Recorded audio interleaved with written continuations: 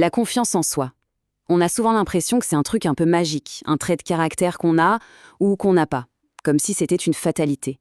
Mais si je vous disais que ce n'est pas du tout le cas, et si en fait la confiance en soi c'était une compétence, quelque chose qui s'apprend, qui se travaille et qui se développe jour après jour. C'est exactement ce qu'on va explorer ensemble. Alors on plonge direct dans le vif du sujet. La grande question, c'est celle-là. Est-ce qu'on est avec la confiance en soi ou est-ce qu'on peut la construire? Eh bien, contrairement à ce qu'on pourrait croire, la psychologie est assez formelle là-dessus. La confiance en soi, ça s'acquiert, ça se muscle, ça se nourrit. Personne, absolument personne, n'est condamné à en manquer toute sa vie. Bon, pour bien commencer, il y a une distinction super importante à faire, c'est celle entre la confiance en soi et l'estime de soi. C'est pas la même chose. Le psychiatre Christophe André l'explique très bien. L'estime de soi, en gros, c'est la valeur globale qu'on se donne, c'est notre socle. La confiance en soi, c'est beaucoup plus spécifique, c'est notre croyance en notre capacité à faire quelque chose.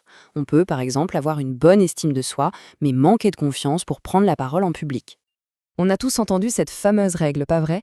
Il faudrait 21 jours pour installer une nouvelle habitude. C'est une idée super populaire qui vient à l'origine d'un chirurgien esthétique dans les années 50, Maxwell Maltz. Il avait remarqué que ses patients mettaient environ 3 semaines à s'habituer à leur nouveau visage. Et l'idée a fait son chemin. Mais la science moderne nous raconte une histoire un peu différente. Une étude de l'University College de Londres a creusé la question et a montré qu'en moyenne, il faut plutôt 66 jours pour qu'un nouveau comportement devienne automatique. Parfois plus, parfois moins, ça dépend de chacun et de l'habitude en question. Ce qu'il faut retenir, c'est qu'il n'y a pas de chiffre magique. Le vrai secret, c'est la persévérance.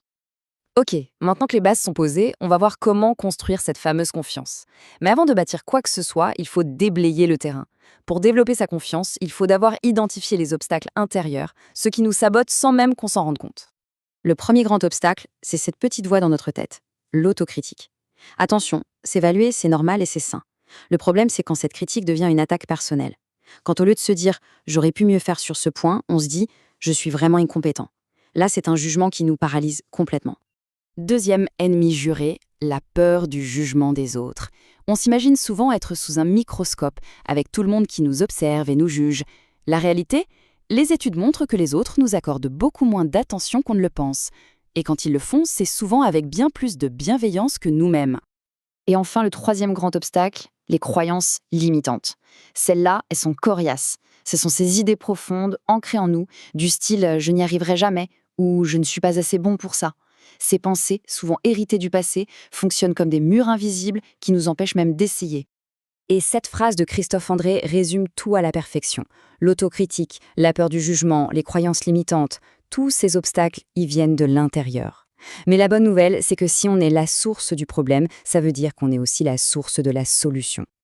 Alors, comment on fait concrètement ? Le premier pilier pour construire sa confiance, c'est un travail sur nos pensées.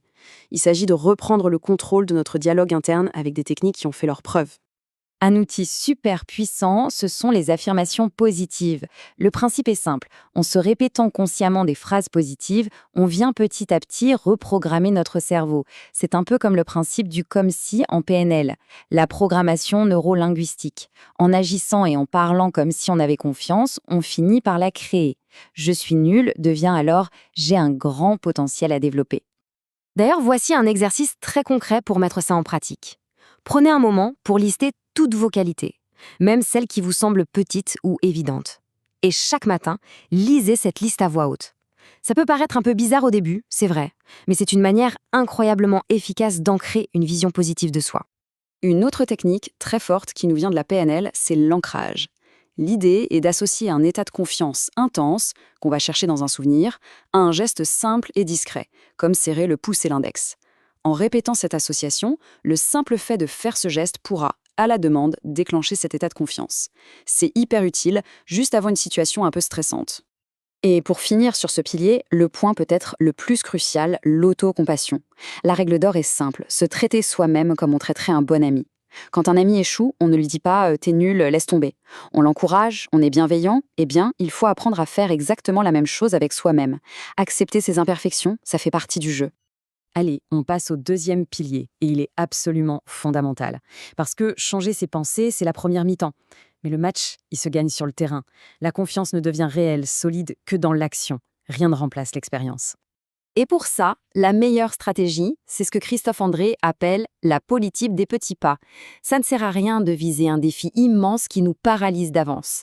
L'objectif, c'est de sortir de sa zone de confort, mais par des mini-défis, des actions qui font juste un tout petit peu peur, mais qui restent totalement faisables. Chaque petite victoire va nourrir la confiance pour la suivante. Et concrètement, ça veut dire quoi? Eh bien, ça peut être de prendre la parole juste une fois en réunion, même pour une phrase. Ça peut être d'apprendre à dire non à une sollicitation, calmement, sans se justifier pendant des heures. Ou encore de voir un échec, non pas comme la preuve qu'on est nul, mais comme une info précieuse qui nous dit comment faire mieux la prochaine fois. Et il y a un truc à ne jamais, jamais oublier, c'est de reconnaître et de célébrer chaque pas. Chaque fois qu'on ose, qu'on agit malgré la petite boule au ventre, il faut prendre une seconde pour se féliciter. C'est ce renforcement positif qui va créer un cercle vertueux et nous donner l'élan pour continuer. Finalement, si on devait retenir une seule chose, ce serait ça. Construire sa confiance, ce n'est pas atteindre une destination finale. C'est un processus, un cheminement. C'est une pratique de tous les jours. Alors, pour résumer, les grands principes sont assez simples. Premièrement, s'accepter tel que l'on est, parce que personne n'est parfait. Deuxièmement, s'autoriser à échouer, parce que c'est le seul moyen d'apprendre. Troisièmement, se mettre en mouvement, avec des petites actions, mais régulières. Et surtout, s'accompagner avec bienveillance dans tout ce processus, comme le ferait le meilleur des coachs. La question n'est donc plus de savoir si on peut développer sa confiance, mais plutôt par où commencer. Alors, après avoir exploré tout ce parcours, de la pensée jusqu'à l'action, la vraie question à se poser maintenant, c'est quel sera ce tout premier petit pas ?